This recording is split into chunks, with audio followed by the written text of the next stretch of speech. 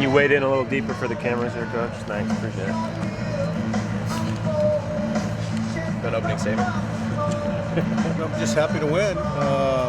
Obviously that was a tough game and kind of reminded me of maybe a basketball team or a football team scripts out their plays and goes down and gets an early touchdown and you go, wow, this is going to be an easy game.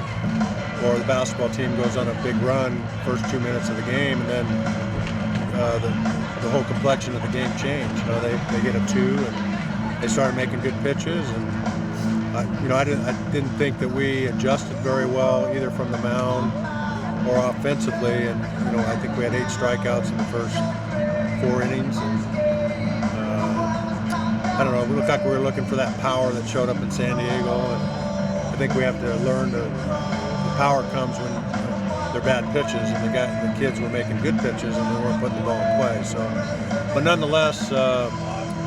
Carranza got us deep into the game. Bennett, I thought, did a nice job. He threw too many strikes there with an 0-2 pitch down the middle, and Cooper did a nice job after the first hitter walking to get that double play was critical, and did a nice job of closing it out. You mentioned that Cooper wasn't feeling great last week, and good for him to go out and not only pitch the 8th, but then you kept him in there to get kind of a 2-inning save out of him. Yeah, he was totally in character. In fact, other than the first walk, and he just barely missed. It wasn't like a sloppy walk. I thought Cooper did fine, and yeah, we're looking for him to get back and healthy and character, and he had some illness and lost some weight. He's been throwing the ball good in the bullpen, according to Mitch Carricker, and so that's good for us that we can have that late inning combo, and we didn't have to use no-go tonight. Like this defensive performance more than what you saw last weekend? Yeah, I didn't like the way we handled the inside the park home run. If that is the home run, I think if we play catch, it's a triple.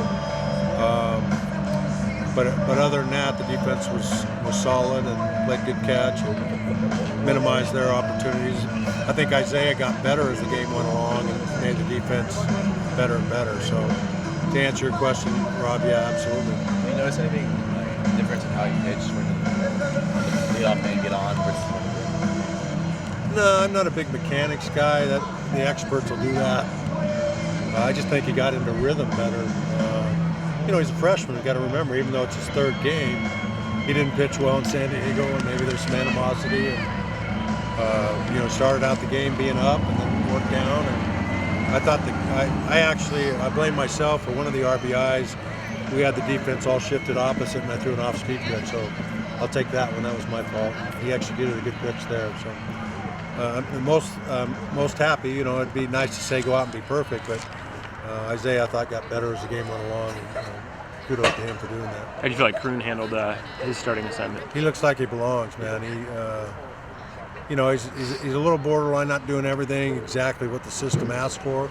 That'll be a work in progress, but he's not scared. He looks good at third base. He looks good on the bases, and I thought that was one of our best at-bats, actually. He took that breaking ball to right field, which is what some of the other guys, most experienced guys, were not doing. And that's where a lot of RBIs are in college baseball, because college pitchers spin the ball a lot. They don't always throw in mid-90s like some of the big leaguer guys. So Matt Kroon continues to impress me. And Mark was a little under the weather, so we'll see if he's ready to go tomorrow. And if he's not, it's going to be hard to keep.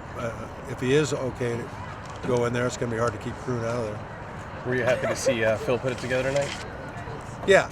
Obviously, that triple with the bases loaded was a backbreaker, and that was one of the more spectacular at-bats of the evening. And Phil's a guy you always like to see in the batter's box in an RBI spot.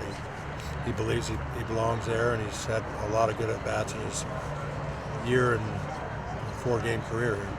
He said he felt like he just had some bad luck last week. Hit some balls right at guys. Well, not only last week, in our scrimmages. I mean, that guy, it's ridiculous how hard he hits the ball sometimes, and it always seems to go someplace.